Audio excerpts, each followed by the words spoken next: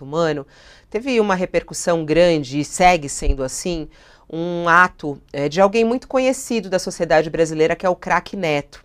Ele que é ex-jogador, apresentador de TV. Está aqui também na nossa página principal, entre as notas mais lidas de hoje, ele contando um caso, né, que ele correu atrás do ladrão. Ele reagiu a um assalto de trânsito em São Paulo.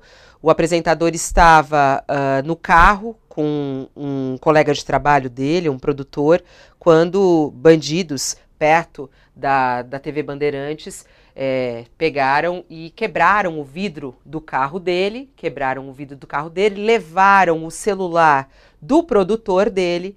E aí, Neto não teve dúvida, desceu do carro, pegou o braço do bandido, tentou segurar, o bandido saiu correndo, ele saiu correndo atrás do bandido, e aí até ele, ao contar o caso, falou, eu tentei corri que nem jogadores do Corinthians não correram hoje, mas eu corri atrás do bandido, tem que correr atrás do ladrão e não sei o quê.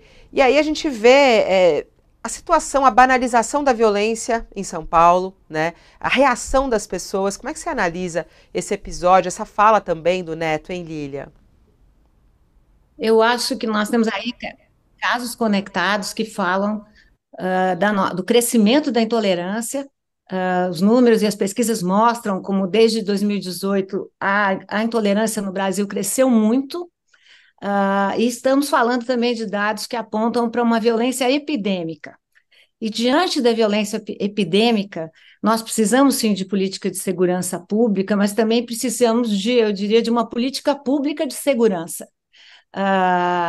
No caso desse caso que a Fabíola acaba de citar, não só se correu atrás do bandido, como a pessoa afetada, e eu lamento, é um caso de violência, isso mexe com as pessoas mesmo, mas ele diz o seguinte: se eu pegar aquele moleque, eu ia quebrar na porrada.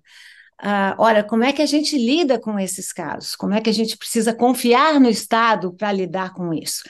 Essa violência tem sido urdida lentamente, com políticas de ódio, com essa prática de armamentar a população civil.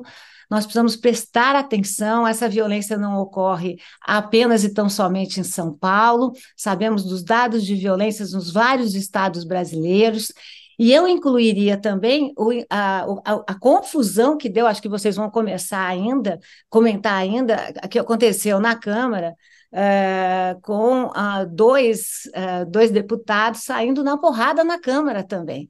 Uh, não é dessa maneira que nós vamos resolver os conflitos, não é dessa maneira que nós vamos resolver, enfim, os problemas estruturais que o Brasil tem. Né? Nós vamos precisar de muito mais do que isso.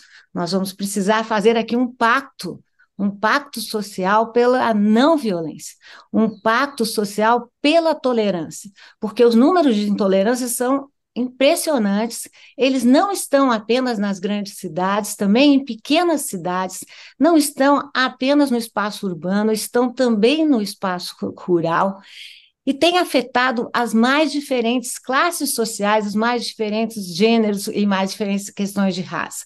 Esse caso que vocês estão mostrando na Câmara, um local, uma seara que deveria ser exemplar no sentido de dar exemplo para a sociedade brasileira, mostra como a sociedade brasileira está vivendo na base do pavio curto. Isso não é bom sinal, porque pavio curto é assim, qualquer hora estoura. Né? Nós temos que lidar com essa violência epidêmica do